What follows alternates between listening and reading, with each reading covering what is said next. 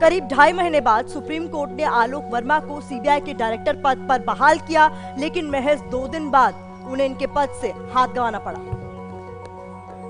CBI निदेशक आलोक वर्मा परसों अपने पद पर बहाल हुए, लेकिन कल उन्हें कुर्सी से हटा दिया गया। सिलेक्शन कमेटी ने वर्मा को सेंट्रल विजिलेंस कमीशन सीवीसी की जांच रिपोर्ट के आधार पर सीबीआई से चलता कर दिया। आलोक वर्मा पर भ्रष्टाचार के आरोप हैं। उच्च स्तरीय सिलेक्शन कमेटी की बैठक में वर्मा के खिलाफ 2-1 से फैसला आया। पीएम मोदी, मल्लिकार्जुन खड़गे और जस्टिस ए.के. सीकरी की सिलेक्शन कमेटी ने 2 घंटे बैठक की। पीएम मोदी और जस्टिस ए.के. सीकरी ने आलोक वर्मा को पद से मुक्त करने का फैसला किया। लोकसभा में कांग्रेस नेता मल्लिकार्जुन खड़गे ने वर्मा को हटाए जाने का विरोध किया। केंद्र सरकार ने आलोक वर्मा को अग्निशमन विभाग, नागरिक सुरक्षा और होमगार्ड्स विभाग का निदेशक नियुक्त किया है। वहीं अतिरिक्त निदेशक एम. नागेश्वर राव को फिर से सीबीआई का कार्यकारी प्रमुख नियुक्त किया है। सूत्रों के मुताबिक सीवीसी की रिपोर्ट सीबीआई निदेशक आलोक वर्मा के ताबूत की आखिरी कील बनी। सीवीसी की रिपोर्ट में आलोक वर्मा पर कई तरह के गंभीर आरोप लगाए गए थे, यहाँ तक कि कुछ एक मामलों में उन्हें बेहद संदेहास्पद बताया गया था। यही कारण है कि सेलेक्ट कमेटी ने आलोक वर्मा को उनके पद से हटाने का निर्णय लिया। और इसी मामले को लेकर एक बड़ी खबर आ रही है जो कि आपकी टीवी स्क्रीन पर होगी। अब ब्रेकिंग न्यूज ये है इस मामले को लेकर कि सीबीआई को उनका नया प्रमुख मिल गया है। बता दें आपको इस वक्त की बड़ी और अहम खबर ये कि सीबीआई के अतिरिक्त निदेशक नागेश्वर राव बने कार्यकारी प्रमुख और उन्होंने अपना पदभार संभाल लिया है। नागेश्वर राव ने कार्यभार संभाल लिया है। नागेश्वर राव ने कल रात कार्यकारी सीबीआई चीफ का कामकाज संभाल लिया है। लेकिन ये पूरा घटनाक्रम देखिए कितनी तेजी से बदला और इस पूरे घटनाक्रम को समझना बहुत जरूरी है। समझना इसलिए भी जरूरी है क्योंकि कल सिलेक्शन कमेटी की बैठक हुई जिसमें 2-1 के रेशियो से आलोक वर्मा की छुट्टी हो गई। सिलेक्शन कमेटी में कांग्रेस नेता मल्लिकार्जुन खड़गे ने आलोक वर्मा के सीबीआई निदेशक के पद से हटाने पर कड़ी आपत्ति जताई।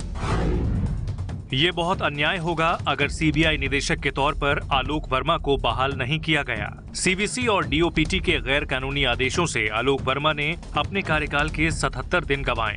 10 में से 6 आरोप गलत हैं और 4 की जांच बाकी है। 4 आरोपों को प्राथमिक तौर पर परिस्थिति जन्य आधार पर प्रमाणित किया गया है। हालांकि खड़गे का विरोध काम नहीं आया और कमेटी के 2 और सदस्य पीएम मोदी और जस्टिस ए.के. सीकरी ने आलोक वर्मा को हटाए जाने पर मुहर लगा दी। खुद को सीबीआई चीफ के पद से हटाए जाने पर आलोक वर्मा का क्या रुख है, क्या कुछ उन्होंने कहा, वो भी देखिए। सिलेक्शन कमेटी की बैठक में सीबीआई निदेशक पद से हटाए गए आलोक वर्मा ने आरोपों को गलत और दुखद बताया है। न्यूज एजेंसी पीटीआई के मुताबिक आलोक वर्मा ने कहा है, तबादला बेबुनियाद और गलत आरोप के आधार पर है, जिन्हें ऐसे आदमी ने लगाया जो मेरा विरोधी था। ये दुखद है। मैं हमेशा सीबीआई की अखंडता के लिए खड़ा रहा। अगर मुझे दोबारा कहा जाएगा तो मैं दोबारा कानून का राज कायम रखने के लिए काम करूंगा। देखिए आलोक वर्मा को लेकर राजनीति भी बेहद गर्म है। देखिए रिपोर्ट। आलोक वर्मा को पद से हटाने के सिलेक्शन कमेटी के फैसले पर राजनीति तेज हो गई है। कांग्रेस अध्यक्ष राहुल गांधी ने सीधे पीएम मोदी को निशाने पर ले लिया। राहुल ने ट्वीट कर लिखा, मिस्टर मोदी के दिमाग में डर हावी हो चुका है। वो रात को सो नहीं पा रहे।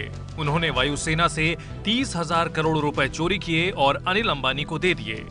सीबीआई प्रमुख आलोक वर्मा को लगातार 2 बार पद से हटाना साफ तौर पर दर्शाता है कि वे अपने ही झूठ में फंस चुके हैं।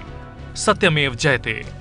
कांग्रेस ने प्रेस कॉन्फ्रेंस करके भी मोदी पर गंभीर आरोप लगाए। सीबीआई के डायरेक्टर वापस अपने कार्यालय जाते हैं और प्रधानमंत्री की घबराहट, बौखलाहट स्पष्ट आती है क्योंकि कल ही वो बैठक बुला लेते हैं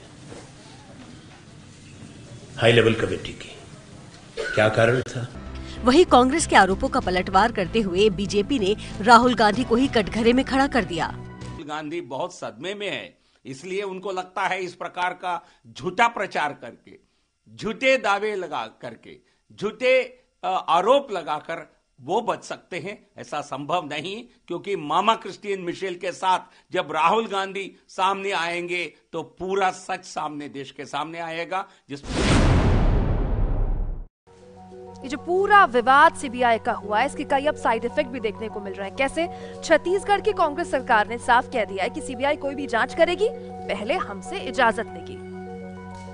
आंध्र प्रदेश और पश्चिम बंगाल के बाद कांग्रेस की सत्ता वाले छत्तीसगढ़ सरकार ने सीबीआई पर नकेल कस दी है। अब सीबीआई को छत्तीसगढ़ में कार्रवाई के लिए राज्य सरकार से अनुमति लेनी पड़ेगी। छत्तीसगढ़ तीसरा ऐसा राज्य है जिसने राज्य और केंद्र के बीच कार्रवाई को लेकर सामान्य रजामंदी का फैसला वापस ले लिया है। अब सीबीआई सिर्फ राज्य सरकार की इजाजत या फिर कोर्ट की इजाजत से ही छत्तीसगढ़ में दाखिल हो पाएगी। भूपेश बघेल सरकार ने इस मुद्दे पर केंद्र सरकार को चिट्ठी भी लिखी है।